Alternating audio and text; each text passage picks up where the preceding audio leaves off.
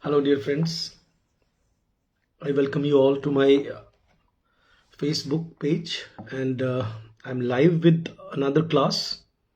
Yesterday, I took this class on my special page of NetGRF students, but today I'm coming live on my homepage. There is a reason behind that. So the reason is that I may, reach the more number of students. So if you are a student and have been a Facebook friend of mine, kindly share the video so that the other students can also join us as soon as possible. This is our third lecture on American literature. First lecture I took on YouTube, and second lecture yesterday I took on my NetGRF 2021 page. That is a special page for Net and GRF students. And I'm perfect, Mr. Pawan. Actually, I have a problem in my eye today, but because the exams are near, so I thought like I should teach the students now. And I have been coming live for last 3 days, 3 to 4 days now. So kindly share the video, friends, so that the other students can join us. Yesterday I was talking about many poets, many writers, and that was the second lecture. And today I have in store for you many different writers that we would be discussing individually. Clear? So first of all, you should write in your notebooks about Walt Whitman's most important collection, and that is Leaves of Grass. I would love to teach you this particular book, Leaves of Grass. And the first important thing about Leaves of Grass is that sometimes you must have noticed that the period in which Walt Whitman was writing, you must have heard, like, for example, the other writers of his age, they had like Henry Wadsworth Longfellow, means they had tripartite names, means they had three words in their names. Clear? Like Ralph Waldo Emerson. But this particular writer is one who curtailed his name. So that can be a very significant symbolic action, a gesture, which tells us that, how common he wanted to look, not only with name also, but with the kind of treatment and the photograph of his on the cover page of Leaves of Grass. If you look at the cover page of Leaves of Grass, you will come to know that he is a very sturdy, handsome man, and wearing a trimmed hat and just looking like a working man. Clear? So we can understand that, that symbolic action was also telling us that this writer wanted to talk about a new America. Then let us talk about that where lies the seeds of this book, Leaves of Grass by Walt Whitman. You should know that Leaves of Grass had its roots in a particular essay written by Emerson. You all know that Emerson was a kind of, a harbinger, a pioneer in American literature, one who was asking, the American people to identify themselves, to know their individuality, and to cut off themselves from the ancestral roots of England. ये आपको मेरी बात समझ में आ रही होगी जरूर कि मैं क्या कहना चाह रहा हूं. एमरसन ने एक ऐसे लिखा था, पोएट. लिखो फटाफट से अपनी कॉपीज में. Emerson wrote an essay, The Poet. And in that book, like the other essays he wrote, like Nature and American Scholar, तो एमरसन ने ऐसे लिखा था कि America is now a country with a typical distinction. हालांकि ये दोनों word suit नहीं करते, it's a redundancy, because something which is typical is also individual. लेकिन अमेरिका की अपनी खुद की एक पहचान थी, जिसमें slaves were there, red Indians were there, और ये लोग जो इंग्लैंड से आए थे with their Puritan understanding of the world, तो इनका ऐसा मानना था एमरसन का कि अमेरिका के पास अभी तक इनका खुद का कोई राष्ट्र कवि नहीं है. He lacked. He many times, he showed this sense of dearth that America should show a kind of poet, one who can talk about the discursiveness, the variety, the multiculturalism, not in the Indian sense, because but you should know that in America by that time there were different kinds of people living together. Okay, so America, this is simply I was talking about the sociological aspects. If I talk about the geographical aspects, तो America एक बहुत vast country है जिसमें prairies थे, बहुत सारे जिसको हम बोलते हैं नेचुरल रिसोर्सेज थे, नदियां, समुद्र. तो एमरसन ने उस ऐसे में लिखा कि भाई अभी तक इंग्लैंड को कॉपी कर रहे हैं हम लोग. हमने अभी तक अमेरिका के sense of people, sense of nationality with this individuality कोई पोएट अभी उभरा नहीं है. तो फिर इन्होंने ये लीव्स ऑफ ग्रास लिखी. अब फटाफट से आप लोग ये लिख लीजिए कि लीव्स ऑफ ग्रास जो है, इसके अंदर उन्होंने एक पर्टिकुलर वर्ड यूज किया है, और वो मुझे इसलिए पसंद है क्योंकि उसमें उन्होंने कॉस्मोस वर्ड यूज किया है लीव्स ऑफ ग्रास के प्रेफिस में. प्रेफिस का मतलब होता है जिसको आप लोग प्रीफेस बोलते हो, ठीक है, जिसको प्रस्तावना बोलते हैं. अब कॉस्मोस मेरे इंस्टीट्यूट का नाम भी है, तो मुझे ये बहुत पसंद है कि उन्होंने लिखा था कि I am an American. Walt Whitman ने लिखा one of the roughs a kosmos, मतलब मेरे अंदर ही बहुत सारा ब्रह्मांड शामिल है. इस बात को उन्होंने समझाने की कोशिश की. और उसके बाद में उन्होंने 1855 में इसका फर्स्ट कलेक्शन छपा, और 92 में जब उनकी डेथ हुई तब तक बहुत सारे एडिशंस इसके छप चुके थे. किसके? लीव्स ऑफ ग्रास के. सो जो स्टूडेंट्स बहुत सिंसियरली क्लास अटेंड करने के लिए मुझे देख रहे हैं, जमा हुए हैं, इसको शेयर कर दीजिए फटाफट से वीडियो को डिफरेंट पेजेस पर, because yesterday I took the class on different page. I have 2 pages, एक होम पेज है और एक और पेज है मेरा. तो हो सकता है students were might be searching me there, ठीक है. और मैं किसी के हेलो का जवाब इसलिए नहीं दे रहा हूं क्योंकि ये हेलो करने में हमारा बहुत टाइम निकल जाता है, तो आप समझ जाना मैंने सबको हेलो बोल दिया है, ठीक है. चलिए आगे बढ़ते हैं. अब बात करता हूं आपसे कि व्हाट काइंड ऑफ, पहले तो ये पता होना चाहिए कि we can not read any single poem here in this class. फिर भी मैं आपको 1-2 पोएम जरूर पढ़ाऊंगा. वॉल्ट व्हिटमैन की नहीं पढ़ाऊंगा तो एमिली डिकिंसन की पढ़ा दूंगा या एलिजाबेथ बिशप की पढ़ा दूंगा. लेकिन आपको एक बात मालूम होनी चाहिए कि वॉल्ट व्हिटमैन की जो पोइट्री है दैट इज एक्लेक्टिक. लिखिए एक वर्ड. इनकी पोएम्स में एक्लेक्टिसिज्म है, नंबर 1. नंबर 2, इनकी पोएम्स में कैटलॉग टेक्निक का इस्तेमाल किया गया है. ये क्वेश्चन नेट में आया भी हुआ है, लिख लीजिए. कैटलॉग टेक्निक क्या होती है? अगर मैं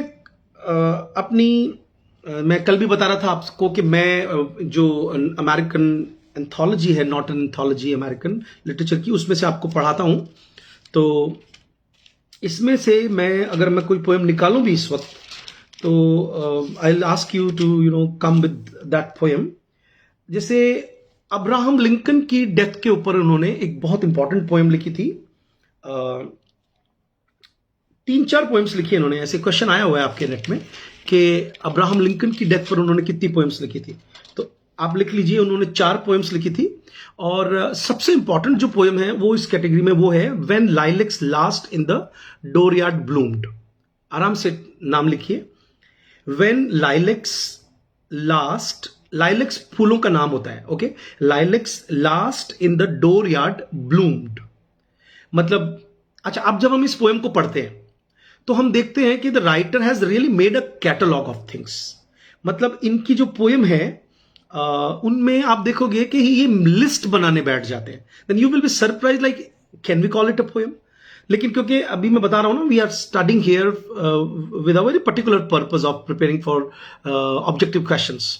तो आपको इतना याद रखना है, लिख लीजिए अपने कॉपी में, लिखते जाइए फटाफट से कि इन्होंने कैटलॉग टेक्निक का इस्तेमाल किया. कैटलॉग टेक्निक क्या? जैसे मान लीजिए मैं अपनी लाइब्रेरी में बैठा हूं इस वक्त और मैं आपको बताना चाहूं कि मेरे पास बहुत सारी बुक्स हैं, लेकिन एक तो ये सेंटेंस हो गया कि आई हैव मैनी बुक्स, एक मैं बुक्स की लिस्ट बनाने बैठ जाऊं कि मेरी टेबल पे ही इस वक्त कम से कम मेरे ख्याल से 25 बुक्स पढ़ी हैं, तो मैं कहूं कि मेरे पास व्हाट इज हिस्ट्री है, मेरे पास ये एंथोलॉजीज है, दूसरी तरह की मेरे पास अमिताभ घोष की बुक है, और मैं लिस्ट बनाने बैठ जाऊं, तो आपको लगेगा कि भाई ये लिस्ट बनाना तो पोएट्री में नहीं आता है, ये तो प्रोज का काम है। But then that was his style. तो ये आपको लिखना है, कैटलॉग टेक्निक बोलते हैं इसको। सेकेंड इंपॉर्टेंट पॉइंट कि इन्होंने he wrote in free verse. Okay, लिख लीजिए, he wrote in free verse. Third important aspect of his poems is that he in the very beginning, जब इन्होंने पहली बार अपना एक कलेक्शन छापा था, तब उसमें बहुत कम पोएम्स थे, अराउंड 12 के आसपास, लेकिन 96 पेज का कुल वो बुक छपा था। बट उसके बाद में वो इसको इंक्लूड करते गए, इसमें कई सारी पोएम्स, और इसको इन्होंने सारी उम्र इस बुक को लीव्स ऑफ ग्रास को इन्होंने इंप्रूव किया, इसमें ऐड करते गए, और डेथ पर इन्होंने लिखा कि now I find that my book is complete. ठीक है, तो जैसे विलियम वर्ड्सवर्थ की प्रिल्यूड बहुत फेमस है कि वो लास्ट मोमेंट तक उसको लिखते रहे थे, and ultimately when he died, कौन, वर्ड्सवर्थ, तो वो पोएम इनकम्प्लीट थी। लेकिन इनके बारे में ऐसे कहा जाता है, अब मान लो ये टिपिकल क्वेश्चन पूछ ले कि was this major poem Leaves of Grass by Walt Whitman an incomplete poem और कंप्लीट पोएम, तो आपको लिखना है कि it was a complete poem, because उन्होंने खुद लिखा है कि मैंने ये लिख दी है, now it is my final version. तो इसलिए हम कहेंगे कि वो, हालांकि उन्होंने सारी उम्र उसको इंप्रूव करने में बिता दी। ठीक है, चलिए अब आगे बढ़ते हैं, और मैं उस पोएम का नाम लिखाने जा रहा था, उसके बारे में बताने जा रहा था आपको कि when lilacs last in the dooryard bloom जो पोएम है वो किस टाइप की पोएम है। somebody is continuously giving me thumbs up and hearts and all, उनको मैं रिक्वेस्ट करूंगा कि इसको छोड़ के फटाफट लिखने में लगे, पढ़ाई में लगे। I have received your love and your praise and your respect, thank you very much for that। चलिए आगे बढ़ते हैं। मैं थोड़ा सा इसको पढ़ा देता हूं आपको, अपने अपने, अगर आपके पास 2 फोन हैं, आपके पास एक लैपटॉप है, या आपके पास एंथोलॉजी है, तो ये पोएम निकालने की कोशिश करें सभी students. When lilacs last in the dooryard bloom. आपकी जो स्क्रीन होती है ना फोन की, वो स्प्लिट भी हो जाती है, आप निकाल सकते हैं इसको। ठीक है, मेरे पास जो बुक है उसमें पेज नंबर 1049 पर ये पोएम है, तो मैं आपको इसको फटाफट से निकाल करके कुछ लाइन पढ़ा देता हूं। इनकी पोएम्स बहुत लंबी है, और जैसे कि मैंने आपको अभी बताया कि उसमें कैटलॉग्स है, लंबी लंबी कैटलॉग्स है, वो बिना शर्म के वो लिस्ट बनाने बैठ जाते हैं चीजों की। ठीक है, आई सिंग ऑफ बॉडी इलेक्ट्रिक इनकी बहुत फेमस पोएम है, पैसेज टू इंडिया इनकी बहुत फेमस पोएम है, वो मैं कल आपको बता ही रहा था। ठीक है, तो when lilacs last in the dooryard bloom, मैं पहले कुछ पॉइंट लिखो कि in this poem he has talked about trinity and tripartite symbols। लिखिए, in this poem which is a kind of elegy written on the death of Abraham Lincoln। ये question आया हुआ है नेट में आपको। तो उन्होंने पूरे अमेरिका को, अमेरिका की वेजिटेशन को, अमेरिका के फील्ड्स को, उनके खेतों को, एक एक मजदूर को, पत्थर को, ईंट को, खंडहर को, everything has been taken in this poem, and then he says that everybody is lamenting, everything is lamenting, and then he has taken tripartite symbols of a cloud, a wood thrush and a lilac, जो lilac flower होता है।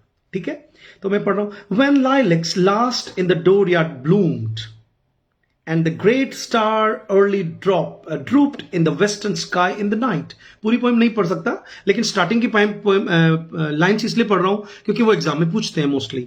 अच्छा, एक star का symbol है, एक would thrust का है, और एक फ्लावर का है। मैं गलत बोल गया था, मेरे ख्याल से बादल का नहीं, बादल तो उसके ऊपर आ जाता है स्टार के ऊपर। ठीक है, so when lilacs last in the dooryard bloomed, जब पिछली बार ये फूल खिले थे, and the great star early drooped in the western sky in the night। So the poem is an elegy, and the poem has started with the mood of lament। Okay, जिसमें writer कह रहा है कि वो जो great star था, वो जो ग्रेट स्टार का मतलब यहां पे है ऑब्वियसली ये वीनस की बात कर रहा है। लिख लीजिए, great star means Venus, evening की बात कर रहा है, and symbolically that star can also be Abraham Lincoln. ठीक है, आई मॉर्न, थर्ड लाइन कह रहा है, and yet shall mourn with ever returning spring. तो आपको कई बार ऐसा लगता होगा कि what are the hallmarks based on which we consider a particular poet poet of stature, a poet of national stature, a poet of international repute? क्या reasons होते हैं, क्या तर्क हम दे सकते हैं? मैं बताता हूं आपको। देखो, एक जो पोएम होती है उसकी इमेजरी इंपॉर्टेंट मानी जाती है, उसकी लैंग्वेज इंपॉर्टेंट मानी जाती है। Language does not mean that somebody is using all the tough vocabulary in that. No, no, no. It means sensibility and how sensibilities have been associated with the outward things. Okay, and जैसे आपको मालूम होना चाहिए, मैं कोई ज्ञानी नहीं हूं कि मैं आपको बहुत गहरी बात बता रहा हूं। हम लोग जब एमए पढ़ते हैं तो मैथ्यू आर्नल्ड का हम ऐसे पढ़ते हैं, study of poetry. In that essay he has been giving us like कौन सी पोइट्री बेस्ट मानी जाती है। तो बेस्ट पोइट्री की there are certain ways to check a poetry whether that poetry is of best category or not. क्या करो, उसको पुराने पोइट्स के साथ में थोड़ा सा टच स्टोन मेथड से जज कर लो कि इनकी कितनी इंपॉर्टेंट लाइंस आपको लगती हैं कि भाई हाँ ये 4 लाइंस इंपॉर्टेंट है। उनको अगर आप होमर से, वर्जिल से, शेक्सपियर से, मिल्टन से, all the better poets, great poets who have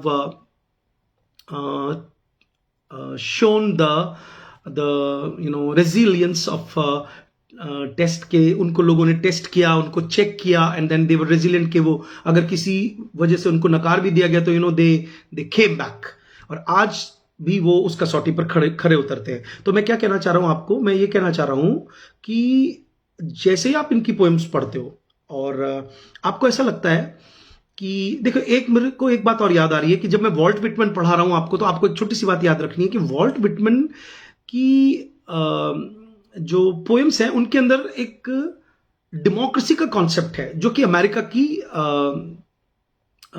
का एक मेटाफर भी आप कह सकते हो और अमेरिका को रिप्रेजेंट करने वाला वर्ड भी कह सकते हो। Do you agree with me or not? Because America stands for democracy. कि मैंने जैसे कल आपको पूरी हिस्ट्री बताई थी कि किस तरह से बोस्टन टी पार्टी में, या कि जो फर्स्ट उनकी वॉर थी उसमें वो किस तरह से स्टैंप एक्ट के खिलाफ खड़े हो गए कि नहीं साहब, हम और हमारा कोई रिप्रेजेंटेशन आपकी पार्लियामेंट में नहीं है, ब्रिटिश पार्लियामेंट में, तो we raise our voice, and किस तरह से फ्रांस ने उनकी मदद की और किस तरह से इन लोगों ने डेमोक्रेसी के लिए लड़ाई लड़ी। और France is also famous for equality, liberty and fraternity. तो अमेरिका को कभी भी आप देखा करो, उनका कोई राष्ट्रपति हमारे यहाँ आता है या हमारा वहां जाता है प्रधानमंत्री वगैरह, तो they keep talking about like these are the 2 great democratic nations of the world. उसका यही कारण है कि उन लोगों ने काफी हद तक, जैसे स्लेवरी को उन्होंने खत्म किया अपने देश में, इक्वालिटी का कॉन्सेप्ट दिया।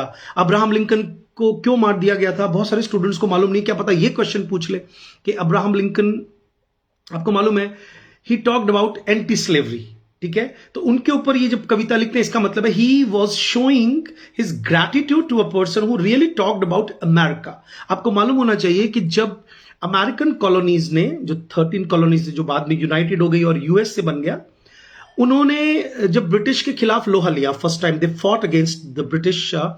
ये भी ब्रिटिश थे, okay, but they called themselves right from the beginning pilgrims, and they said that no, we are different people, we have a different mindset of Puritan government and we are different from you. और उनके सारे कवि और उनके सारे pros writers, सब लोग right from the beginning have been trying to reiterate the fact that we are different individuals।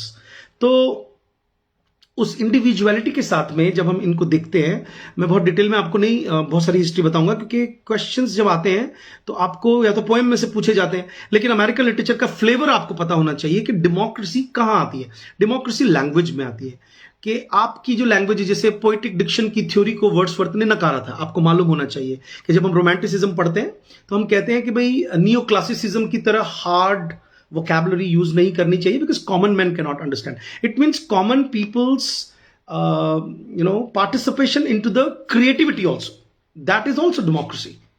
ठीक है, डेमोक्रेसी का केवल वोट देने से मतलब नहीं है। It means your movies, your modes of entertainment, your language, everything should be democratic. ये बात जिस दिन हमें समझ में आएगी, हम कहीं ना कहीं डेमोक्रेसी का रियल मीनिंग समझ में आएगा हमें, कि लिंग्विस्टिकली जैसे बेकन ने कहा है कि नॉलेज इज पावर। तो आपने कई बार महसूस किया होगा, आप लोग बीच बीच में मुझे यस लिखें बच्चों, मुझे ऐसा लग रहा है कि डिस्कनेक्ट हो गए हैं, या मतलब are you very intent in listening to me and you are attending the class? Kindly just write yes so that I can continue. I'm seeing it like hearts are coming.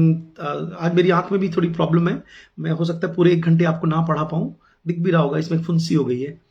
ठीक है, स्वास्तिक बोल रहे हैं, साकिब खान बोल रहे हैं यस, ठीक है ठीक है, ओके, अनिल जी भी बोल रहे हैं, ठीक है, लेट मी कंटिन्यू।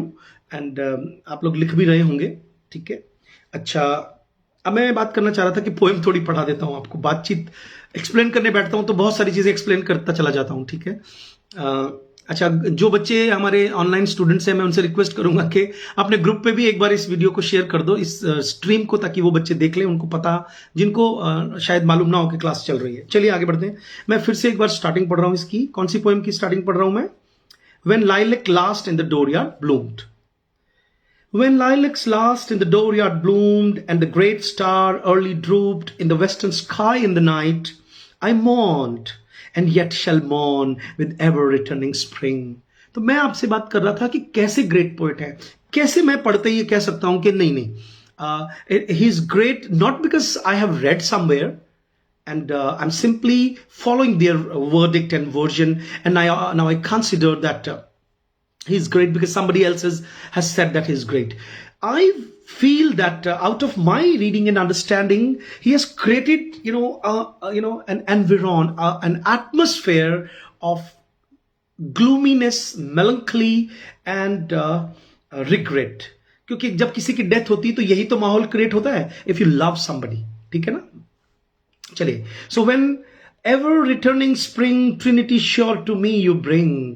तो जैसे मैंने आपको अभी बताया था कि ट्रिनिटी का कॉन्सेप्ट आ रहा है इसमें, तो ट्रिनिटी लिख लीजिए। ट्रिनिटी का मतलब है, बहुत सारे बच्चों को मालूम होगा, बहुत सारे स्टूडेंट्स को नहीं मालूम होगा। ट्रिनिटी का मतलब है, इंग्लिश जो कल्चर है, यानी जो क्रिश्चियनिटी है, उसमें ट्रिनिटी का मतलब होता है God, Holi ghost and Christ, ठीक है। तो लिख लीजिए, ट्रिनिटी का मतलब होता है God, Holi ghost and Christ. तो कह रहा है एवर रिटर्निंग स्प्रिंग, जब जब स्प्रिंग आएगी, trinity sure to me you bring. तो ये 3 चीजें मेरे पास दोबारा आएंगी। तो वो रिलीजियस मैसेज भी है, और ग्रेट स्टार वेस्टर्न स्काई में जो वो दिख रहा है उसकी भी बात कर रहा है।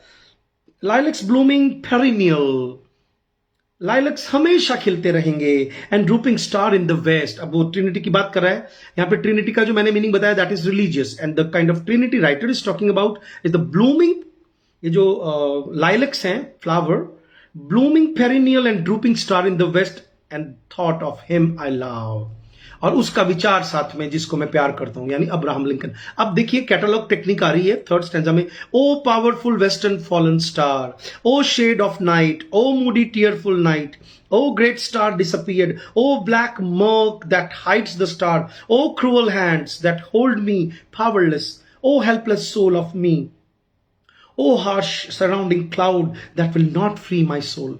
तो आप देखिए इसके अंदर एक रेपिटेशन है। In the dooryard fronting an old farm house near the white washed palings stands the lilac bush. अब वो बता रहा है कि कैसे एक फेंस के बगल में एक लाइलक का पेड़ है, उसमें कैसे फूल खिलते हैं। ऐसे करके कोई स्कीम नहीं है पोएम की, कोई लेंथ ऑफ जो लाइंस ऑफ द पोएम्स हैं, कभी छोटी कभी बड़ी। तो इसका मतलब है कि एक कॉमन मैन कैसे अपनी हार्ट को पोर कर सकता है, उस टाइप से इन्होंने लिखने की कोशिश की है। चलिए, तो मैं आपको टेक्निक समझा रहा था कि जैसे इसमें कैटलॉग टेक्निक कैसे आती है, देखिए ध्यान से। Over the breast of the, मैं 5th पॉइंट पढ़ रहा हूं इसका, 5th section.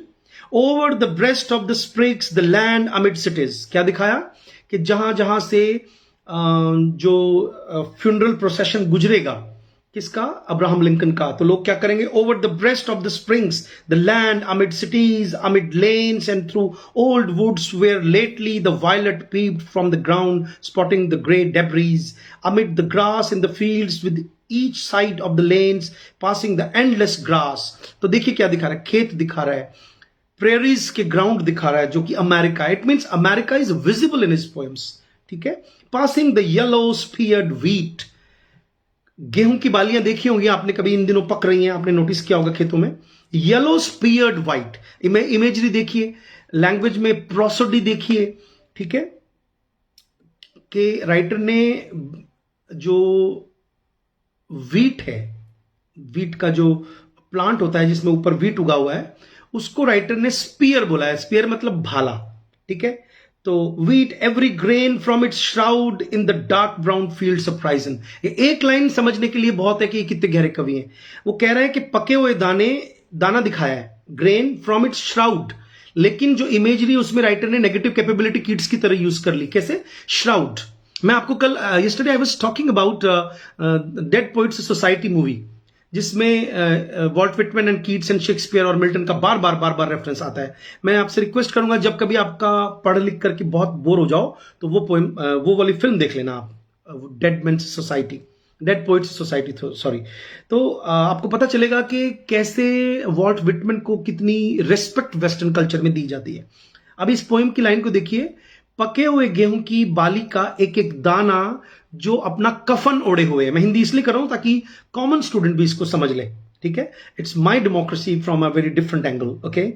In the dark brown fields of horizon, dark brown fields दिखाए हैं, उनके अंदर एक एक गेहूं की बाली में एक एक गेहूं। अब गेहूं हमें, अब ये अब्राहम लिंकन के बारे में बात कर रहे हैं इनडायरेक्ट वे में, इमेजरी को कैसे लिंक कर रहे हैं मैं समझा देता हूं एक लाइन से, उससे आपको ये पोएम समझ में आने लग जाएगी। अदरवाइज अगर मैं नहीं बताऊंगा तो आप इसको रीड तो कर लोगे, बट आपको ये मैसेज सा समझ में नहीं आएगा कि अब्राहम लिंकन मर गए हैं, लेकिन मरते मरते जीवन दे गए। जैसे एक दाना पक गया है, उसके ऊपर जो चैफ है उसको हम रगड़ करके ऐसे करके निकाल के और उड़ा देंगे, ओके, लेकिन वो जो गेहूं है वो हमें जीवन दे जाएगा। तो अमेरिका को वो एक लाइफ दे गया। लाइफ कैसे दे गया अब्राहम लिंकन? क्योंकि उन्होंने इक्वालिटी की बात की।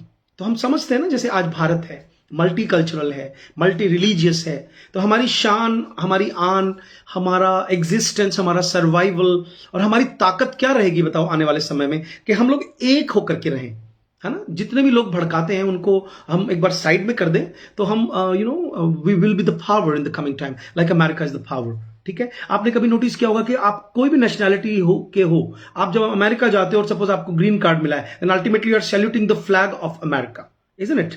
उनका आपको नेशनल एंथम गाना पड़ेगा। इसका मतलब है कि लॉयल्टी विद द प्लेस।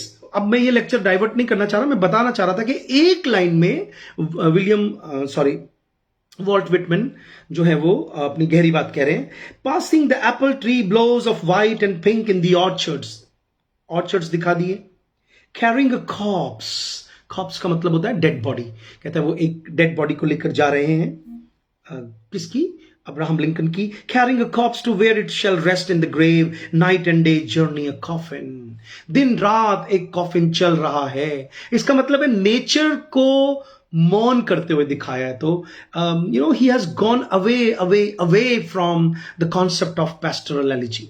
जब हम पैस्टोरल एलिजी पढ़ते हैं तो हम देखते हैं कि इन अ वेरी आर्टिफिशियल स्टाइल, जैसे आपको मालूम होना चाहिए कि चलिए बताइए किस किस को मालूम है कि माय गुडनेस, कि जैसे हमें मालूम है कि मिल्टन ने एक एलिजी लिखी थी लिसिडस करके, और डॉक्टर जॉनसन ने उसका क्रिटिसिज्म किया है, जिसपे हमारे पास क्वेश्चन आया था नेट में कि भाई कोई आदमी जब दुखी होता है तो इतना पैशनेट नहीं हो सकता कि वो दुख मनाएगा कि इतनी खूबसूरत से इमेजरी में पोएम लिखेगा। तो इसका मतलब है कि मोस्टली बहुत डेलिकेट इमेजरी और एस्थेटिक सेंस के साथ लिखी गई एलिजी को बुरा मानते हैं। बिल्कुल उसको मैं ऐसे समझा देता हूं कि हमारे यहां पे जैसे किसी की डेथ हो गई और मान लीजिए कि कोई बहुत अच्छे, जैसे फिल्मों में दिखाते हैं ना, we have been following the culture of films these days a lot. लेकिन ये बात सच है कि अगर किसी के यहाँ डेथ हुई है, जैसे मेरे पास जब कभी भी फैमिली के किसी मेंबर की डेथ की खबर आती है तो मुझे होश नहीं रहता है और मैं उस बदहवास से भागा चला जाता हूं। अगर दूसरे शहर में तो भी कार उठाई और चले गए, भाई चाचा जी की डेथ हुई है, अब कपड़े कैसे पहन रखे हैं, नहीं पहन रखे हैं, घर जाकर के उनको चेंज करके आने का टाइम नहीं कि नहीं सफेद कुर्ते पजामे पहनने चलो।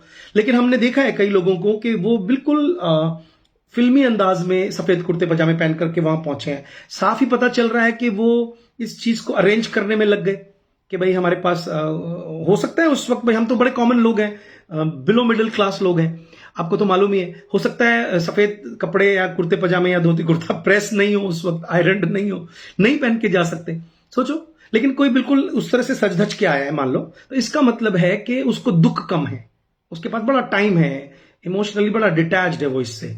तो ये एक बड़ा इंपॉर्टेंट कॉन्सेप्ट मैं डिस्कस कर रहा हूं आपसे, कि मैं बताना चाह रहा हूं कि इस पोएम में जिस तरह से उन्होंने अमेरिका को दिखाया है, वो मिल्टन से भी 2 गुना आगे चले गए हैं इस चीज को लेकर के। और पेस्टरल एलिजी के अंदर he has added a new dimension, and that is केवल शेपर्ड ही नहीं है। America is a new country, the new country में labour class people are there, working class people are there, middle class people are there. Then जिसको अपन स्थल पुराण बोलते हैं, अगर आपने कभी ये वर्ड नहीं सुना हो तो आप इसको समझ लीजिए कि जो टोपोग्राफी होती है, किसी कोई जो जगह होती है, that is also considered a character in literature. ये आपको मालूम होना ही चाहिए।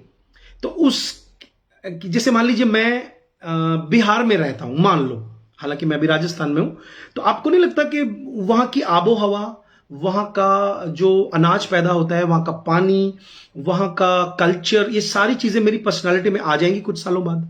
आपको नहीं लगता? इसका मतलब है अपना एक कैरेक्टर होता है किसी जगह का। तो ये जो राइटर है, इन्होंने इस बात को बताने की कोशिश की है कि कैसे पूरा अमेरिका लैमेंट कर रहा है। ठीक है, तो अब आगे चलते हैं और इनकी पोएम्स के बारे में और बातें करते हैं। मैं पूरी पोएम्स तो आपको पढ़ा नहीं पाऊंगा। फिर है आपको कि इनकी एक पोएम लिखी है फटाफट से, जो इन्होंने आपको पूछ सकते हैं, कैलमस, CALAMUS। जब आप कैलमस पर रिसर्च करेंगे ना, तो you will be surprise to note, एक तो ये होमोसेक्सुअल थीम पर लिखी गई पोएम है। लिखिए, Calamus is a poem written on the theme of homosexuality, number 1। Number 2, Calamus जो पोएम है, ये इसका जो रूट है वो कलम से मिलता है, एक घास को बोलते हैं। ओके, ऐसा कहा जाता है कि he was a you know he had some homoerotic sensibilities, Walt Whitman के बारे में कहा जाता है ओपनली। ठीक है, और उन्होंने इस चीज को छुपाया नहीं कभी भी। फिर आपको कुछ और एक्स्ट्रा बातें बता देता हूं पोएम्स के अलावा। 1-2 पोएम और लिखिए आप, मुझे लग रहा है वो पूछेंगे। जैसे ड्रम टैप्स एक पोएम है, ये भी बहुत फेमस है। एक पोएम है इनकी A noiseless patient spider, ये भी बहुत फेमस है। एक है सॉन्ग ऑफ माई सेल्फ, जो मैं आपको बता चुका हूं। और एक है डेमोक्रेटिक विस्टास, ये अमेरिकन लिटरेचर के लिए बहुत फेमस वर्क माना जाता है इनका। इसको भी आपको थोड़ा सा रिसर्च करना चाहिए सभी स्टूडेंट्स को, डेमोक्रेटिक विस्टास। ठीक है, तो एक लाइन एग्जाम में आई थी एक बार के, do you think I contradict, okay then I contradict. तो इस टाइप के कवि हैं ये, कि इन्होंने ऊपर कुछ लिख दिया। कॉन्ट्राडिक्ट के बारे में मैं ये बताना चाहता हूं कि जैसे इन्होंने एक बार टीटोटलरिज्म के ऊपर एक नॉवल लिखा था। टीटोटलर का मतलब जानते हो ना? तो टीटोटलरिज्म का मतलब होता है someone who is against any kind of intoxication.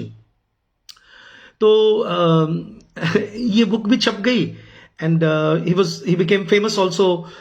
हालांकि आपको एक बात पता होनी चाहिए कि लीव्स ऑफ ग्रास जो इनका कलेक्शन है वो इंस्टेंटली फेमस नहीं हुआ था, ये आपको मालूम होना चाहिए। ठीक है, बट उनकी डेथ होने पर बहुत सारे लोग आए थे, उससे पता चलता है कि ये बहुत फेमस हो चुके थे। ठीक है, और तो क्या बता रहा था मैं, दिमाग से निकल गया मेरे।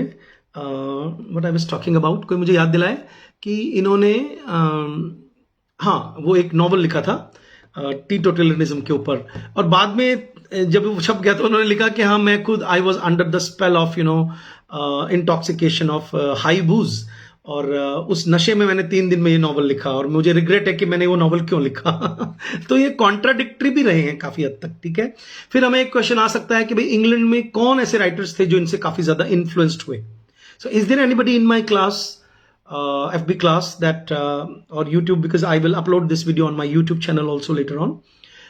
Is there anybody who can tell, like, when Walt Whitman was writing in America, there were certain writers in the Victorian age by that time who were highly influenced by this writer? Can you tell someone? Even, Oscar Wilde went straight away to America to meet him, because you know that he was a man with the queer sensibilities. आपको ये language समझ में आ रही है कि मैं बिल्कुल हिंदी बोलता रहूं? बताइए। If you want me bilingual, I will be bilingual. If you want me totally in Hindi, I can deliver the lecture in pure Hindi also, but फिर वो फ्लेवर खो जाएगा इंग्लिश का. ओके, सो अलाउ मी कि मैं बीच बीच में मुझे याद आ जाता है कि मुझे हिंदी भी बोलनी है. मैं जो बता रहा हूं वो लिखते जाइए, और क्वेश्चन का आंसर आप इंस्टेंटली शायद आता नहीं होगा लिखा हुआ, फिर भी ध्यान से सुनिए. जो अच्छा, किसी को पता है क्लास में फ्लैशली स्कूल ऑफ पोइट्री का जो टाइटल है वो इंग्लैंड में कौन से पोइट्स को दिया गया था? Fleshly school of poetry. Is there anybody? Fleshly school of poetry नहीं मालूम। ये दिया गया था प्री रेफेलाइट पोइट्स को। लिखो प्री रेफेलाइट पोइट्री। तो प्री रेफेलाइट पोइट्स जो थे ना, वो प्री रेफेलाइट पोइट्स जो थे वो वॉल्ट विटमैन से हाईली इन्फ्लुएंस्ड थे। ठीक है, तो ये कुछ इंपॉर्टेंट पोएम्स हमने बताई आपको। अब आ जाइए सीधे, मैं कल आपको एक राइटर का नाम बता रहा था, मुझे बाद में ऐसा लगा कि मैंने शायद कोई वर्ड गलत बोल दिया हो, तो एक बार आप लिख लीजिए, हरमन मेलविले। नेक्स्ट राइटर की बात करते हैं, लिखो हरमन मेलविले। हरमन मेलविल बोलते हैं इनको। इनकी जो मैं स्टोरी कल बता रहा था आपसे, उसका नाम लिखिए, बैटल बाय द स्क्रिवनर। मुझे लगा कल स्कैवेंजर बोल दिया था मैंने, क्योंकि स्क्रिवनर एंड स्कैवेंजर में जमीन आसमान का अंतर होता है, तो वो थोड़ा tongue of slip of tongue हो गया होगा। Tongue of slip spoonerism. चलिए, Bartleby, BARTLEBY, Bartleby लिख लीजिए, बैटल बाय द स्क्रिवनर। ये एग्जिस्टेंशियलिज्म की एक स्टोरी है, बहुत फेमस है, और आपको इसे आज थोड़ा सा देखना चाहिए, पढ़ना चाहिए, ताकि आपको नाम याद रह जाए, अदरवाइज आपको नाम याद नहीं रहेगा। ठीक है, अब आइए एमिली डिकिंसन पे। ठीक है, मैं एमिली डिकिंसन की लाइफ और बायोग्राफी नहीं समझाऊंगा, वो मैं आप पे छोड़ता हूं। थोड़ा सा हल्का सा बता देता हूं कि she had a very sensitive nature. Okay, number 1। Number 2, she was unmarried. Number 3, very few poems, around 20 poems were published during her lifetime, and then around 1800 or say 2000 poems were found when she died under her pillow. Okay, and she was a recluse. लिखते जाइए, recluse का मतलब होता है कुछ लोग होते हैं जिनको पब्लिक में ज्यादा जाना पसंद नहीं होता है। आजकल तो हम बहुत ज्यादा शायद डिमांड भी है, जैसे अभी हम पब्लिकली बात कर रहे हैं, हम लोग सबके साथ, हम फेसबुक पे लाइव आ रहे हैं। अब बैठे बैठे तो मुझे क्या महसूस होगा कि मैं लाइव आ जाऊंगा, कहीं ना कहीं ऐसा लगता है, क्योंकि कुछ बच्चे बहुत रिक्वेस्ट करते हैं और मुझे लगता है कि हाँ, मुझे उनकी हेल्प करनी चाहिए, इसलिए मैं लाइव आ जाता हूं कभी कभी। लेकिन अब मैं एग्जाम तक रेगुलर लाइव आऊंगा फेसबुक पे, आप सभी स्टूडेंट्स को बता दीजिएगा। और अब टॉपिक पर आते हैं। एमिली डिकिंसन जो है वो रिक्लूस थी, मैं रिक्लूस समझा रहा था आपको। रिक्लूस का मतलब होता है कि अगर थोड़ी सी भी बायोग्राफी पढ़ लोगे ना, तो you will come to know कि ये बायोलॉजी की स्टूडेंट थी, इनकी सिस्टर, और ये तो काफी हद तक नेचर का नॉलेज था, तितलियों का बहुत बड़ा कलेक्शन था इनके पास में। फिर इनके घर में कोई विजिटर आता था, तो ये इनको बड़ा अजीब लगता था उसको आंसर करना, किचन का काम करना। इनकी एक मेड सर्वेंट थी जो परमानेंट थी इनके घर में, वो बाद में उसकी शादी हो गई, तो इनको कोई अच्छी सी सर्वेंट दोबारा नहीं मिली, तो सारा घर का काम करना। तो अब ये क्रिएटिव लोग जो होते हैं, जैसे आप कभी भी ना, जितने भी फेमिनिस्ट राइटर्स हैं, मैं फेमिनिस्ट राइटर कह करके आपका मूड खराब नहीं करना चाहता हूं, because in India sometimes, if we don't belong to the educated category, people feel very bad if the term feminist is used for somebody. But even I do feel like that at times, though I'm not a woman, and I don't claim that I'm a feminist, though my PhD is colored with this literary theory mode of criticism. मैं बताना चाह रहा हूं कि मुझे अगर पढ़ने का और सोचने का और अकेले में बैठने का टाइम नहीं मिले सुबह से शाम, कुछ घंटे, कुछ मिनट, अगर कई बार बहुत बिजी हूं, बिकॉज मुझे बहुत सारे काम घर के भी रहते हैं, आई am a married man, father, proud father of 2 daughters, और स्टूडेंट्स मैंने मतलब ऑफलाइन ऑनलाइन दोनों ही चला रहा हूं आजकल, तो मैं काम बहुत ले लेता हूं सिर पर। उसका कारण है बिकॉज काम भी करना होता है, सबको करना होता है, हम सब चाहते हैं हमें बहुत काम मिले। तो 20 साल से लगातार मैं बहुत काम करता हूं, बहुत सारा रीड करता हूं, लेकिन अगर मुझे, if I don't find some time for my personal brooding, जैसे मैं अपनी लाइब्रेरी में आकर अगर 2-3 घंटे नहीं बैठूं, या मैं अकेला बैठा हूं, तो मैं बिल्कुल नहीं चाहूंगा कि कोई मुझे डिस्टर्ब करे। और अगर कोई मेहमान आ जाए, दो I am not an unsocial fellow, but मुझे ऐसा लगता है कि अब मेरी पढ़ाई का टाइम है और ये कौन आ गया, क्यों आ गया, या किसी का फोन आ गया, सो समटाइम्स मैं डिस्टर्ब हो जाता हूं।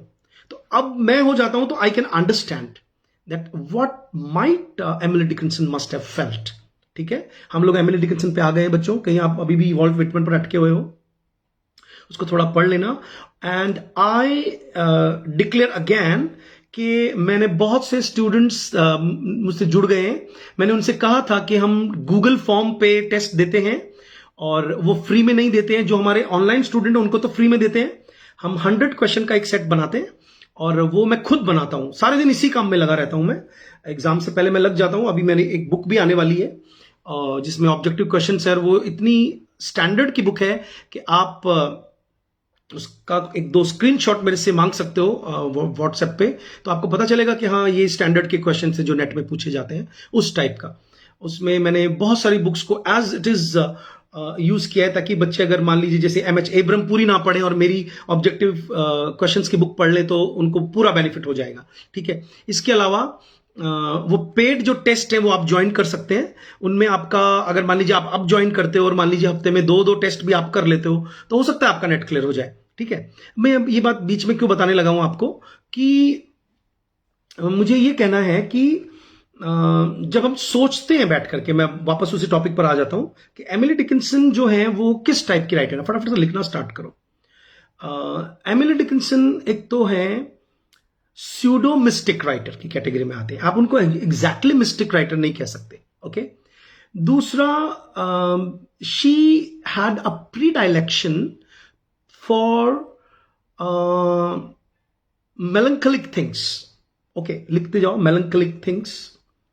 देन डेथ, फिर लिखते जाओ एटर्निटी, गॉड, नेचर, और कॉमन जो जिसको हम पैराफर्नेलिया बोल सकते हैं। पैराफर्नेलिया एक वर्ड है इंग्लिश में, इट मीन्स साजो सामान, the kind of different elements in her poetry. उसमें आप देखोगे बुक्स आ जाती हैं, मक्खी आ जाती है, वाइन आ जाती है।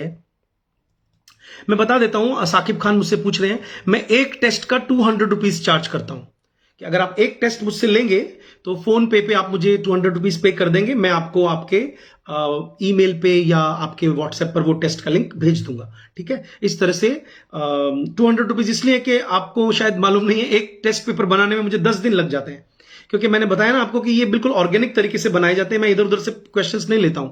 I always make questions accordingly. यही कारण है कि उससे रिलेटेड बहुत सारे क्वेश्चंस एग्जाम में आ जाते हैं। ठीक है। और मैं कल भी दिखा रहा था कि ये जो हमारा स्टडी मटेरियल है बहुत सारा, इसमें भी बहुत सारे, मेरे ख्याल से इस वक्त फेसबुक पे काफी सारे बच्चे हैं जिन्होंने ये स्टडी मटेरियल मंगाया है, हंड्रेड्स की तादाद में, और वो काफी सेटिस्फाइड है उस स्टडी मटेरियल से। आम लोगों की तरह नहीं है ये कि इधर उधर से लेके मटेरियल बना दिया। इसमें काफी रिसर्च के बाद ये स्टडी मटेरियल बनाया गया है। 20 साल की मेरी पूरी जो मेहनत है वो इसमें मैंने झोंकी है। और अभी ऑनलाइन होने की वजह से मैं बहुत ज्यादा टेस्ट पेपर बना रहा हूं, और मेरे अब तक के जितने भी स्टूडेंट्स हैं जो क्लियर कर गए वो तो ठीक है, लेकिन कुछ बच्चे ऐसे भी होते हैं बड़े जिद्दी जो लगातार तैयारी कर रहे हैं। मान लीजिए वो पिछले साल भर से तैयारी कर रहे हैं, पिछली बार उनका नहीं हुआ तो इस बार मैं उनके साथ काफी ज्यादा जुड़ा हुआ हूं, उनको ये टेस्ट बना बना के दे रहा हूं ताकि वो लगातार उनकी रिविजन होती रहे। ओके। उसमें हर एज के और हर यूनिट के क्वेश्चंस रखे जाते हैं। चलिए, मैं अब इस पे ज्यादा नहीं बोलूंगा, आप मुझसे व्हाट्सएप पे अलग से बात कर लीजिएगा। Everybody has my number. चलिए आगे बढ़ते हैं। हाँ, तो मैं बता रहा था कि डेथ, वाइन, बीज, ग्रेवयार्ड्स, ठीक है, birds, then emotional feelings, God, Trinity, ये सारी बातें इनकी पोएम्स में हमें नजर आती हैं। ठीक है। उसके बाद है, हाँ, मेरा ऑनलाइन कोर्स भी है अमित गौतम जी ऐप पर। हम ऑनलाइन कोर्स चलाते हैं जिसमें हम लोग लाइव क्लासेस भी देते हैं और रिकॉर्डेड वीडियोस भी देते हैं। ये बात आप पूछ रहे हैं, इसका मतलब है, क्योंकि उसका कारण है मैं अब थोड़ा एडवर्टीजमेंट करने में थोड़ा स्लो हूं, बिकॉज मैंने कोई टीम नहीं बना रखी है जो मेरा एडवर्टीजमेंट करती रहे। मैं पढ़ने और पढ़ाने के अलावा जो टाइम मिलता है उसमें कभी कभी बैठ करके एडवर्टीजमेंट कर देता हूं। और सबसे बड़ा एडवर्टीजमेंट है मेरे सर्टिफिकेट्स जो मेरे पास है, 15 नेट के और 3 JRF के और 2 MPhil के और मेरी PhD की डिग्री। और उसके अलावा है मेरा सबसे बड़ा प्रूफ कि मैं आपको पढ़ा पा रहा हूं मैं इंस्टेंटली कोई भी चीज पढ़ा सकता हूं, क्योंकि मैं 20 सालों से लगातार इसी काम में बिजी हूं। ठीक है। और मैं नेट ही पढ़ा रहा हूं 20 साल से, पोस्ट ग्रेजुएशन और नेट। और ग्रेजुएशन में मैं ज्यादातर ऑनर्स के स्टूडेंट्स को पढ़ाता हूं। ठीक है। मैंने बहुत सारी बुक्स भी लिखी हैं, पर वो बुक्स रिसर्च से रिलेटेड है, एडिटर के तौर पर। बट अब लॉकडाउन के बाद से I have become actively engaged in writing books for net and JRF also. ठीक है। वो मेरा जो भी स्टडी मटेरियल उसको I am converting into books, particularly objective questions की बुक्स। अभी टॉपिक पर आते हैं। अच्छा, देखिए, कुछ पोएम्स के नाम लिखिए। कि किस टाइप की पोएम्स इन्होंने लिखी, जल्दी जल्दी लिखिए। देखिए, एक पोएम इनकी लिखी है जो बहुत फेमस है और आपको ज्यादातर स्टूडेंट को पता भी होगा उन पोएम्स के बारे में। एक पोएम है सक्सेस इज काउंटेड स्वीटेस्ट। ठीक है, सक्सेस इज काउंटेड स्वीटेस्ट, लिख लीजिए फटाफट से। एंड अमित गौतम जी, आप मुझसे अलग से बात कर लीजिएगा, मैं बिल्कुल भी क्लास में डाइवर्ट होना पसंद नहीं करता हूं। हालांकि this is the only medium through which I can tell about my things also. तो वो एक तरह से प्रमोशनल मान लीजिए, जो भी बीच में मैंने बोला उसको, मुझे कोई शर्म नहीं है उसमें कि मैंने अपना प्रमोशन किया, और जिनको जानकारी मिल गई फिर उसको वो बेनिफिट कैसे उठाते हैं वो आप अलग से देख लीजिए। ठीक है, चलिए टॉपिक पर आइए। सक्सेस इज काउंटेड स्वीटेस्ट, लिख लीजिए फटाफट से। ये पोएम बहुत फेमस है और इसमें राइटर ने कहा है कि ये इजी पोएम है, आप समझ सकते हो इसको खुद भी पढ़ करके, कि सक्सेस उसी को मीठी लगती है, ये स्कूलों में भी पढ़ाई जाती है पोएम, जिसने हार्ड वर्क किया हो। ठीक है, एक दूसरी पोएम है faith is a fine invention, लिखिए इसको। अच्छा, typically his poems do not have titles, लिखते जाओ, पॉइंट बनाओ। Typically his poems do not have titles, एक तो ये बात। दूसरी बात, there are many stylistic devices she uses. Stylistic devices क्या होते हैं? जैसे रॉबर्ट ब्राउनिंग की पोएम्स को हम पढ़ते हैं तो हम देखते हैं कि वो बीच बीच में डैश, ही पुट्स डैश, है ना। तो वो जब डैश लिख देते हैं तो आपको मालूम है ना डैश का क्या मतलब होता है। जैसे मान लीजिए suppose if you are very convergent in catching the tones of somebody, like suppose I am saying something and then in between I create pause, मैं बीच में रुक जाता हूं, तो आपको मालूम है ना कि the moment I pause, that pause can be filled by इधर the word used by you, या तो आप उसमें कोई वर्ड भरोगे या मैं रुक करके थोड़ी देर बाद बोलूंगा। इसका मतलब है स्टाइलिस्टिक डिवाइस में इट्स वेरी कन्वर्सेशनल।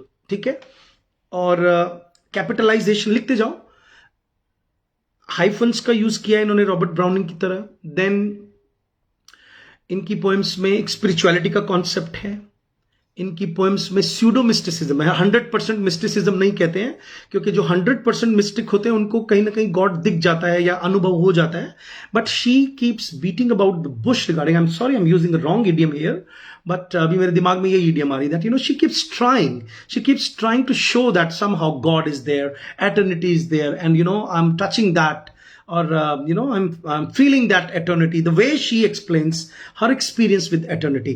लेकिन 100% वो स्पिरिचुअलिटी की कैटेगरी में नहीं आती है। ये बात आपको थोड़ा सा शॉकिंग लगेगी, थोड़ा ज्यादा पढ़ोगे तो आपको पता चल जाएगा मैं ऐसा क्यों कह रहा हूं। ठीक है, एक पोएम है इनकी, आई टेस्ट अ लिकर नेवर ब्रूड। इसको हम समझना चाहेंगे थोड़ा सा। आई टेस्ट अ लिकर नेवर ब्रूड, मैंने ऐसी शराब टेस्ट की है जो अभी तक ब्रू नहीं हुई है। ब्रू होने का मतलब क्या होता है? जैसे कॉफी को ब्रू करते हैं ना, ऐसे ही शराब को आपको मालूम है फर्मेंटेशन से बनाया जाता है, मतलब कि ऐसी शराब पी है जो कभी बनी नहीं। तो अब ये इसको मैं कैसे समझाऊं कि ये क्या बात कर रही है। जब आप इसको पढ़ोगे तो आपको फारसी लिटरेचर के फरीद समझ में आ जाएंगे, कबीर साहब समझ में आ जाएंगे। काफी हाई लेवल की कविताएं लिखती हैं, बहुत गहरी कवित्री हैं कि जैसे हम कई बार कहते हैं ना कि गुरु नानक देव जी की एक लाइन याद आ रही है मुझे, because I lived in Punjab and Punjabi literature was taught to us even in our graduation also, and right from our third or fourth standard onwards. तो इश्क खुमारी नानका चढ़ी रहे दिन रात, बोल के दिखाओ एक बार, क्या बोला मैं? इश्क खुमारी नानका चढ़ी रहे दिन रात। अब आपने कभी इस बात को नोटिस किया है कि जितने भी बड़े संत होते हैं उनकी आंखें जो होती हैं वो नशे में होती हैं, ऐसे ऐसे आधी आंखें बंद है। आप गुरु नानक देव जी को देख लीजिए, कबीर को देख लीजिए, आधी बंद होती हैं। और खुमार का मतलब क्या होता है? नशा, इंटॉक्सिकेशन। कि जैसे आज सुबह मैं रामसुख दास जी के बारे में कुछ पढ़ रहा था, सुन रहा था, तो उन्होंने कहा है कि भाई आपको जब नाम जपना है भगवान का, चाहे आप कोई भी धर्म के हो, तो आपकी मदद कोई नहीं करेगा। उसमें आपको रस कैसे आएगा? क्योंकि आप खुद वो नाम लेने लगते हो। जब जैसे आपको पढ़ाई में इंटरेस्ट कब आएगा बताओ? कई बार ऐसा होता है ना कि हमें पढ़ाई में इंटरेस्ट नहीं आ रहा है, वो पढ़ाई में इंटरेस्ट इसलिए नहीं आ रहा है क्योंकि कर ही नहीं कभी, है ना। अगर आप अगर आप पढ़ते हो तो आपको मजा आने लगता है उसमें। ठीक है, अब तो नाम खुमारी, नाम का मतलब है भगवन नाम, भगवत नाम को रटना, बार बार उसका नाम जपते रहना। खुमारी मतलब उससे एक नशा आ जाता है और वो दिन रात मुझे चढ़ा रहता है। If you compare this poem with this line then you will be able to हो सकता है कई लोगों ने इनको कंपेयर भी किया हो कि नानक देव या मीरा की कविताएं किस हद तक एमिली डिकिंसन से मैच करती हैं, ठीक है। काफी हद तक मेटाफिजिकल टच भी है इनकी कविताओं में। तो आई टेस्ट अ लिकर नेवर ब्रूड, मैंने आपको थोड़ा समझाया है। फिर एक पोएम है इनकी, there is a certain slant of light, लिखते जाइए। एक बार इनकी पोएम आ गई थी पूरी, वो जो हमारे नेट में एक क्वेश्चन आता है ना सेकंड पेपर में, एक पोएम दे देते हैं और फिर उससे related they ask us questions, objective questions पूछते हैं कॉम्प्रिहेंशन वाले। तो पूरी इनकी एक bird came down the walk, वो पोएम का नाम भी मुझे याद आ गया, लिखो bird came down the walk. अच्छा, मेरा एक वीडियो है यूट्यूब पर, मैंने ऑलरेडी उसको अपलोड कर रखा है, in which I have been teaching more than 7-8 poems of Emily Dickinson. अगर आप पढ़ने वाले बच्चों की कैटेगरी में हैं तो मेरे यूट्यूब पे चले जाइए, मुकेश पारिक के नाम से सर्च कर लीजिए, और अगर वो वीडियो आपको नहीं मिले मुझसे कांटेक्ट करिए, मैं आपको वो वीडियो दे दूंगा ताकि अभी एग्जाम से पहले आप उसको देख सकें, ठीक है।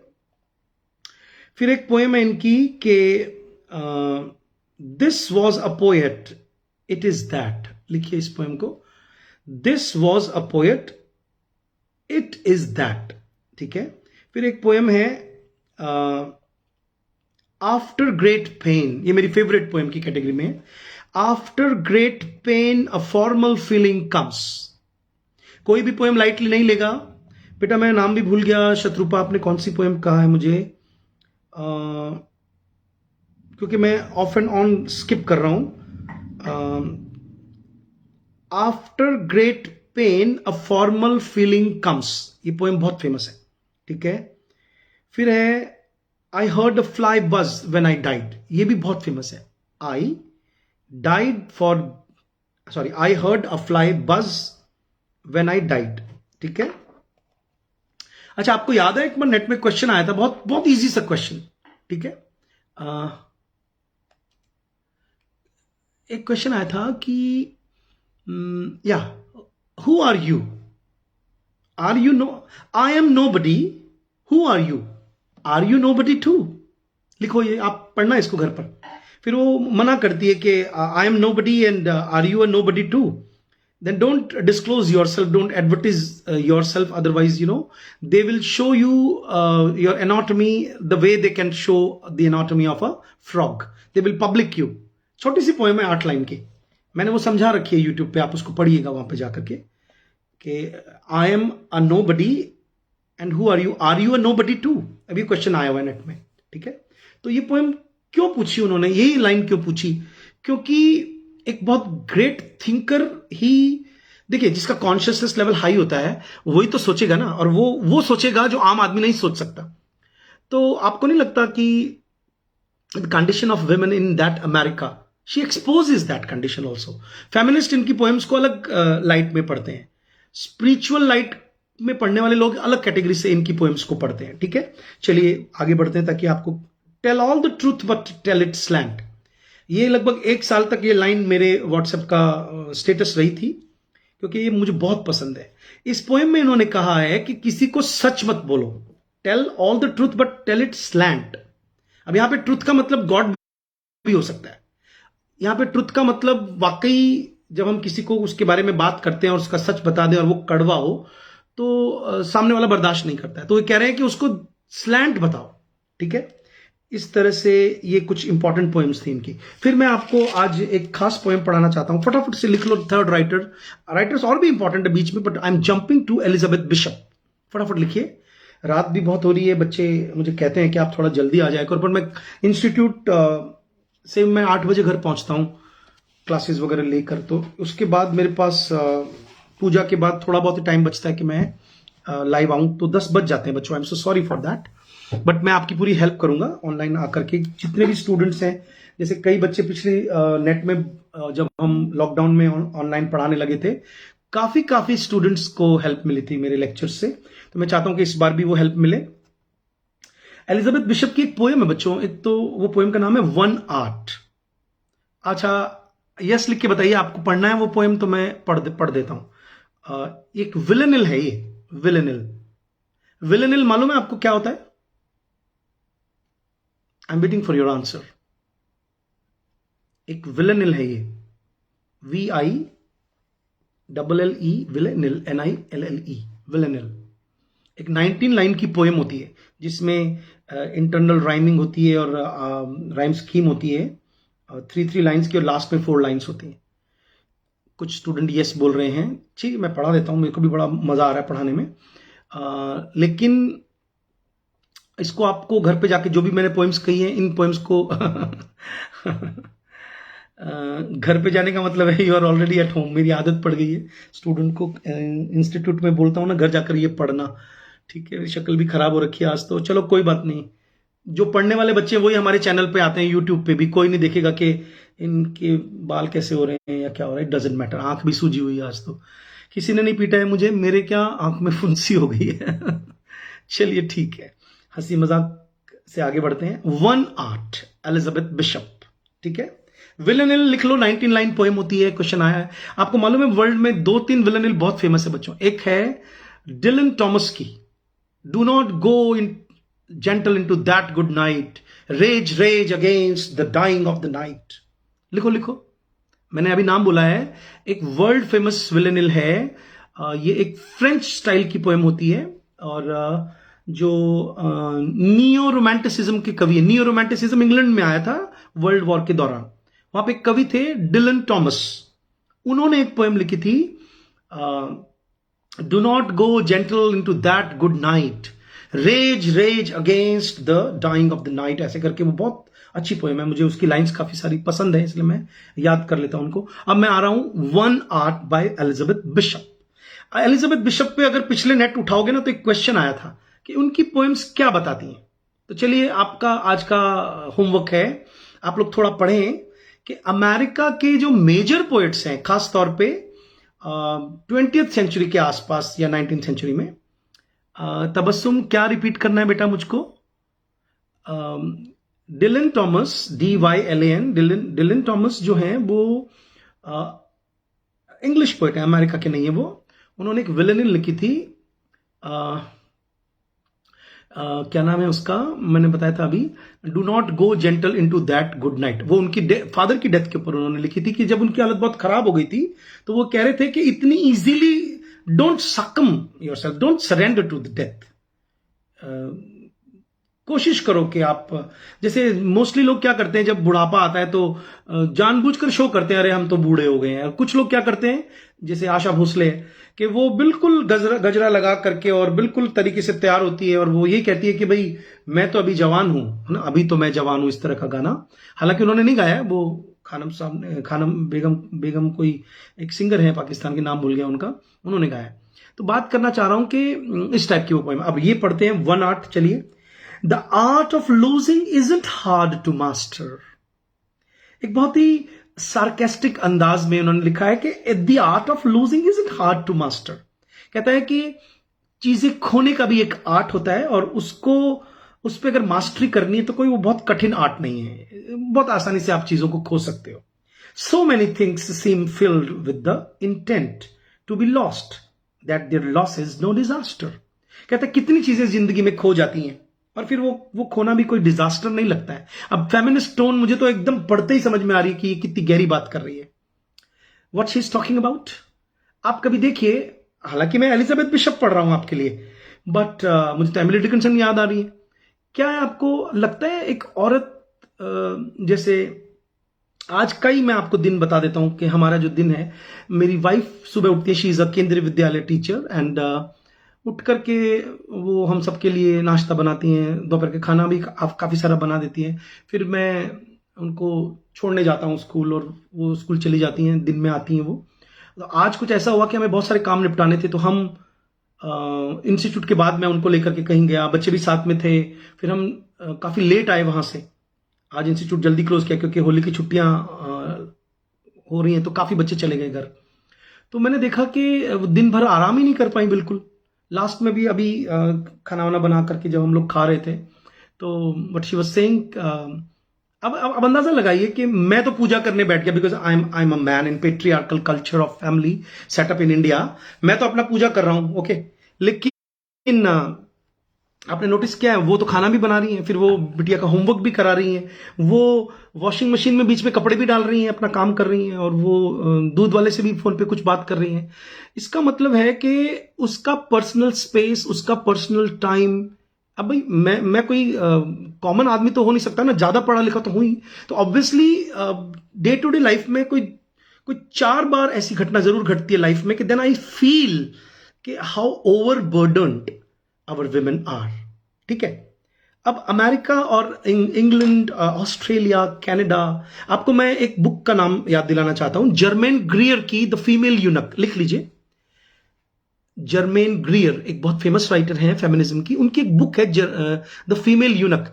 उन्होंने वो बुक लिखी इसलिए कि जो हाउसवाइफ, अभी तो खैर मैं पढ़ी लिखी औरत की बात कर रहा हूं, कामकाजी औरत की बात कर रहा हूं, जो मेरी वाइफ है, आपके घर में सिस्टर होगी, वाइफ होगी, आपने नोटिस किया होगा कि डबल बर्डन औरतों पे आ गया है। लेकिन कुछ ऐसा भी होता है कि पढ़ बहुत हाईली क्वालिफाइड होकर के घर में बैठना पड़ता है, तो वो भी बर्दाश्त के बाहर है। तो औरतों के साथ में जो कुछ होता है, उनका बहुत कुछ खो जाता है, नाम खो जाता है, सरनेम खो जाता है उनका, उनकी आइडेंटिटी खो जाती है नाम के साथ में, उनकी पर्सनल स्पेस गायब हो जाती है। बच्चे भी मां के आसपास ही मंडराते रहते हैं। कभी भी मैं 1000 बार अपने घर में डांट चुका हूं, भाई मेरे से मांग लो खाना, मैं भी तो वहीं बैठा हूं इस वक्त, तो नहीं, पता नहीं अपनी मम्मी के पास जाके खाना मांगते बच्चे। तो अब मैं क्या कहना चाह रहा हूं कि अपना कोई कपड़ा है तो ठीक है, मान लीजिए हफ्ते भर मैंने कपड़े धोए हों किसी दिन, लेकिन बच्चे अपने कपड़े मांगने अपनी मम्मी के पास चले जाते हैं। इससे क्या पता चलता है कि औरतें इस डिमांड की वजह से भी, लव की वजह से भी, रेस्पेक्ट की वजह से भी, they lose lot many things. ये मैंने आपको क्रक्स दे दिया इस पोएम को समझने का, इसीलिए इसका नाम है one art. Very ironic, very tongue in the cheek, the poet has written a feminist poem. आप इसको जरूर एंजॉय करेंगे, अकेले में बैठ के पढ़िएगा, मैं पढ़ा रहा हूं, इजाजत दीजिए। The art of losing isn't hard to master. So many things seem filled with the intent to be lost that their loss is no disaster. Lose something every day, except the fluster of lost door keys. मतलब चाबियां खो गई, literally खो गई। एक चाबी मेरे पास रहती है, एक मेरी वाइफ के पास रहती है, जब हम बाहर जाते हैं सुबह बच्चों को लॉक कर जाते हैं। आजकल बच्चों के स्कूल खुले नहीं है, this is a problem with us, college भी नहीं खुले, तो एक चाबी हमेशा मेरी कार की चाबी में रहती है, भाई खो ना जाए। मैं उसको हमेशा अपने इंस्टीट्यूट की चाबियां, कार की चाबियां, मेरे एक बहुत बड़ा बंच है चाबियों का। और मेरी वाइफ जो है वो उसको बैग में रख के भूल जाती है, कभी कहीं भूल जाती है। आपने कभी नोटिस नहीं किया कि औरतें चीजें कितनी भूलती हैं, नाम भूल जाती हैं औरतें। आपने कभी नोटिस किया कि, पहले यस लिख के बताओ ताकि हमें मजा आए पढ़ाने में और आपको अच्छा लगे। आपको लगता है मम्मियां नाम भूल जाती हैं? अरे 4-5 बच्चे हैं घर में। हैदर खामोशी जी, मुझे बहुत दुख है कि मैं पढ़ा रहा हूं और आप मुझसे एक पर्सनल क्वेश्चन पूछ रहे हैं। आप एक काम कीजिएगा, आप बाद में पूछिएगा, मैं आपकी बिल्कुल हेल्प करूंगा कि पर्सनल स्टडी कैसे करते हैं। ठीक है, अभी तो क्लास चल रही है, मेरी क्लासेस जो है वो मैं चाहता हूं कि हम इंटेंटली उनको अटेंड करें। ठीक है, अगर आप अटेंड करेंगे आपको बेनिफिट होगा। चलिए, क्या बता रहा था मैं, देखो उन्होंने कुछ क्वेश्चन पूछा, मैं भूल भी गया कि ये आपके आंसर्स यस किस बात के आ रहे हैं, मैं भूल गया। Accept the fluster of lost door keys, है ना, आपने नोटिस किया होगा। हाँ, आप ये बता रहे हो कि हाँ मम्मियां नाम भूलती हैं, मम्मियां चीजें भूल जाती हैं, और मोस्टली ज्यादातर है ना। Accept the fluster of lost door keys, the hour badly spent. आपने कभी देखा है, हालांकि अब मेरी भी सेंसिबिलिटी औरतों जैसी होती जा रही दिन ब दिन, जब मैं कई बार ऐसा महसूस करता हूं कि मैं मदद कर दूं काम में अपनी वाइफ के। मदद इसलिए कह रहा हूं क्योंकि कभी भी अभी भी पेट्रियार्की गई नहीं है, मुझे ऐसा लगता है कि वो उसका काम है, बट ऐसा नहीं है बच्चों। मैं बहुत बहुत इन्वॉल्व रहता हूं अपनी वाइफ के साथ भी, और सर्वेंट अभी तक वापस हमने नहीं लगाई है due to this corona and all. तो भी डोमेस्टिक हेल्प होने के बावजूद ठीक है, कुछ हेल्प मिल जाती है। बात चल रही है कि एक लाइन समझानी है, द आर बैडली स्पेंट। आपने, क्योंकि आप तो अभी छोटे बच्चे हो बहुत, आपने हमारे जितने बिजी होते हो या हमसे भी ज्यादा बड़े बड़े लोग हैं जो बहुत बिजी रहते हैं, कभी नोटिस करना, उनको एक बात का बड़ा दुख होता है कि यार आज 1 घंटा कैसे बीत गया। इसीलिए ना कई बार मैं, क्योंकि मेरे फोन जब घर पे आ जाता तो मेरे बच्चों के हाथ में रहता है mostly. You will be surprise कि बिजनेस का फोन भी वो बच्चे गेम खेलते रहते हैं उससे। बहुत सारे बच्चे नहीं हैं, 2 बच्चे, एक बड़ी कॉलेज में हैं और एक स्कूल में हैं, लेकिन बच्चे ले लेते हैं फोन, बड़ी वाले के पास तो खुद का है। तो मैं देखता हूं कई बार के कई स्टूडेंट सोचते होंगे कि ग्रीन लाइट आ रही है सर, ऑनलाइन है, जवाब नहीं दे रहे हैं, बट एक्चुअल में होता क्या है कि मुझे ऐसा लगता है कि मैं रीड कर रहा हूं तो मेरा फोन ना बजे, और वो नीचे है, मैं ऊपर हूं, मान लो फोन नीचे है, मैं चाहता हूं कि एक एक मोमेंट ढंग से यूज हो जाए। और फिर बड़ा दुख होता है अगर कभी 1 घंटा, और मैं ये भी नहीं कह रहा हूं कि मैं संत हूं, मैं कई बार यूट्यूब देखने बैठता हूं, कोई चीज देख रहा हूं, मान लो कुछ क्लासिकल चीज सुननी है और कुछ देखने लग गया, तो कई बार मेरे पास है ना 20-25 मिनट देखते देखते उड़ जाते हैं, या कभी कभी आधा घंटा, 1 घंटा बहुत मुश्किल से कभी मैंने वेस्ट किया होगा। तो लेकिन जब वो खो जाता है ना, तो मुझे ऐसा दुख होता है जैसे कोई मेरा कोई बहुत क्लोज आदमी मर गया हो, कोई कोई रिलेटिव मर गया हो, इतना मुझे बहुत दुख होता है कि मैंने अपना टाइम वेस्ट कर दिया। ऐसा दुख औरतों को होता है अगर वो पढ़ी लिखी हैं, एम्बिशियस हैं, and they have the sense of individuality. Okay, तो राइटर कह रही है द आवर बैडली स्पेंट, कहता है वो लॉस है, उसे भूल जाओ। The art of losing isn't hard to master, ये कोई बहुत बड़ी चीज नहीं है, आदत में आ जाएगा तुम्हारे, sarcastic tone. Then practice losing farther, losing faster, F का जो एलिट्रेशन दिया है, कहता है फिर धीरे धीरे आपको आदत पड़ जाएगी और आगे चीजें खोने की, और थोड़ा जल्दी खोने की। ठीक है, place and names and where it was you meant to travel, फिर धीरे धीरे आपकी चीजें आपको याद आना बंद हो जाएंगी। नाम, किसी का नाम, कोई स्पेस का नाम, कहीं जाना था तो भूल गए कि अच्छा मेरे को तो यार भूल ही गया ये। ठीक है, none of these will bring disaster, अच्छा इनसे कोई नुकसान नहीं होगा आपका, आपको डिजास्टर। अच्छा ये आयरॉनिक है बच्चों, ये एक बहुत आयरॉनिक टोन में एक आयरनी क्रिएट किया राइटर ने। डिजास्टर होता है तभी तो वो लिख रही है, लेकिन वो कह रही है कि this is not a disaster. ठीक है, एक इसको स्ट्रेस किया गया, ये आयरॉनिकल पोएम है कि उसमें कोई डिजास्टर नहीं होगा, लेकिन डिजास्टर है। डिजास्टर क्या है? That sense of loss you feel. लेकिन इसको राइटर कह रही कि it's an art. Okay, I lost my mother's watch and look my last or next to last of 3 loved houses went. The art of losing isn't hard to master. मेरे घर खो गए। घर खोने के कई मतलब है बच्चों, यहां पे घर खोने का मतलब ये भी हो सकता है कि घर बिक गए हों। घर खोने का मतलब ये भी हो सकता है कि कैसे ग्रैंड मदर का हाउस, फादर का हाउस, या मतलब अपने घर नहीं जा पाती होंगी, धीरे धीरे वो विजिट कम होती गई और फिर सीमित होकर रह गए अपने घर तक, अपने बच्चों तक, अपने तक। सोच के देखो, तो वो हाउसेस के कई सारे मीनिंग है यहां पर। ठीक है, loved houses went, the art of losing isn't hard to master. I lost 2 cities, lovely ones. अब ये 2 cities का मतलब समझ रहे होंगे ना, ग्रैंड मदर का सिटी या मान लीजिए मदर का, क्योंकि इनकी थोड़ी लाइफ पढ़ोगे ना, you will come to know that उनको पाला गया था, इनकी मदर एंड फादर की शायद डेथ के बाद में वो अपने नाना नानी के यहाँ पली थी। तो कह रहा है कि I lost 2 cities, lovely ones and vaster, some realms I owned to reverse a continent। ये लाइन्स एग्जाम में आई हुई है कि फिर मैंने नदी खो दी, कॉन्टिनेंट पूरा खो दिया। इसका मतलब है धीरे धीरे आप जहां रहते हो उसका सेंस भी गायब हो जाता है। कई औरतें अखबार नहीं पढ़ती हैं, चाय बनाती हैं, हस्बैंड को चाय देती हैं, और खुद के पास अखबार पढ़ने का टाइम नहीं। बहुत कम हस्बैंड है जो चाय बना के वाइफ को देने के तुम पढ़ लो अखबार। आपको हैरोल्ड पिंटर के प्लेज याद आना चाहिए मेरे हिसाब से, कि हैरोल्ड पिंटर के प्लेज में wives are always busy, in giving breakfast to the husbands, and the husbands are, diving deep their faces in the newspaper, and there is a war between the wife and the husband of newspaper, isn't it? How symbolic. I lost 2 cities, lovely ones, and vaster some realms I owned, 2 rivers, a continent. I miss them, but it wasn't a disaster. समझ में आ रहा है बच्चों?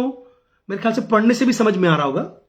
Even losing you, the joking voice, a gesture I love, है ना? Even losing you, कहता है तुम अपने आप को भी जब खो देते हो। कह रही मैं मजाक कर रही हूं, मैं तो मजाक कर रही हूं। लेकिन वो ऐसे कहने के साथ साथ में मैं आपको एक बात गहरी बताना चाहता हूं कि मजाक या जो कॉमेडी होता है ना, या जो ह्यूमर है, वो लिटरेचर में इतना गहरा होता है बच्चों, कि जब हम हंसी हंसी में कोई चीज दिखाते हैं ना, तो जैसे मैं एक बार अपनी गाइड के साथ में I was discussing something, on a movie. Movie नहीं डिस्कस कर रहे थे हम, कोई पेपर डिस्कस कर रहे थे, मूवी का रेफरेंस बीच में आ गया, मुझे नाम याद नहीं आ रहा है, जिसमें होमोसेक्सुअल कपल दिखाया है ना, वो एक अजय, क्या नाम है उसका, अभिषेक बच्चन है, और याराना, यारा नहीं है शायद उसका नाम, दोस्ताना, शायद दोस्ताना। तो उस पिक्चर में कॉमेडी दिखाई गई है, उसको कॉमेडी की तरह प्रस्तुत किया गया है। तो मैंने कैजुअली कुछ बोला, तो माय गाइड टोल्ड मी कि इट मीन्स तेरी पीएचडी बेकार हो गई। मैंने कहा कैसे मैडम, ऐसा क्या हुआ? बोले you have not noticed the चकलिंग voice and the hidden irony in the movie. मैंने कहा, हालांकि उनके कहते ही मैं समझ गया कि मैडम क्या कहना चाह रही है, कि आपको जब किसी भी रिश्तेदार को कोई बात क्रिटिसाइज करनी है तो आप डायरेक्ट कहोगे तो नाराज हो जाएगा, तो आप हंसते हंसते कहते हो। नहीं समझे? कि जैसे मान लीजिए आपको ऐसे कहना है कि आपकी लड़की रात को बहुत लेट आती है, अब वो बेचारी बैंक में काम करती है प्राइवेट में, और मान लो लेट आती होगी, टारगेट पूरा करने के लिए दे रखा होगा, बोल कहते बहुत ही लेट हो जाती है आजकल आपकी लड़की लेट हो ही जाते हैं आजकल बच्चे, आपको पता ही है। लेकिन आपको पता है ना, वो समझ गई मिसेस गुप्ता, मान लो मिसेस शर्मा ने मिसेस गुप्ता को कहो कि वो किस तरफ इशारा कर रही है। तो ऐसे ही फिल्मों में, नॉवेल्स में, ड्रामाज में, पोएम्स में, जहां जहां ह्यूमर है, क्या हम उतना समझ पाते हैं उनको, टोन को समझ पाते हैं? तो राइटर ने लिखा है वहां पे, the joking voice gesture I love, कि आजकल मैं हंस हंस के इस तरह से ही बात करती हूं, क्यों मैं खुद को भी खोने लगी हूं। आई शैंट हैव लाइड, मुझे झूठ नहीं बोलना चाहिए था कि मैंने नहीं खोया, पर वो she is accepting in the poem at the end that she has lost herself. It is evident the art of losing is not too hard to master, though it may look like. Write it like disaster. तो ये last line exam में पूछ सकते हैं आपको। तो आज हम इतना ही रखते हैं। मैंने मुझे बहुत सारी और भी पोएम्स दिख रही हैं, मेरे पास एंथोलॉजी है और पढ़ाने का तो मन कर रहा है कि ये भी पढ़ा दूं, बट मैं आपको एक दो पोएम दे देता हूं, आप उनको पढ़िएगा घर। जैसे इन द वेटिंग रूम एक पोएम है एलिजाबेथ बिशप की, उसे पढ़ लीजिएगा। सेस्टीना बहुत फेमस है, सेस्टीना, ठीक है। At the fish house famous है, और द फिश फेमस है, ठीक है। ये इनकी वर्ल्ड फेमस पोएम्स की कैटेगरी में आती है, ठीक है। चलिए, इनकी फर्स्ट बुक का नाम लिख लीजिए, north and south, Elizabeth bishop. 1979 में इनकी डेथ हो गई थी, और इन पे क्वेश्चन आ रखा है, तो इसलिए मैंने इसको पढ़ाया कि भाई इन पे क्वेश्चन रिपीट होते रहते हैं इस पर्टिकुलर राइटर पे। चलिए, let us call it a day now. Thank you very much for attending the class. I will immediately upload this video on YouTube also. Okay, thank you so much. Namaskar.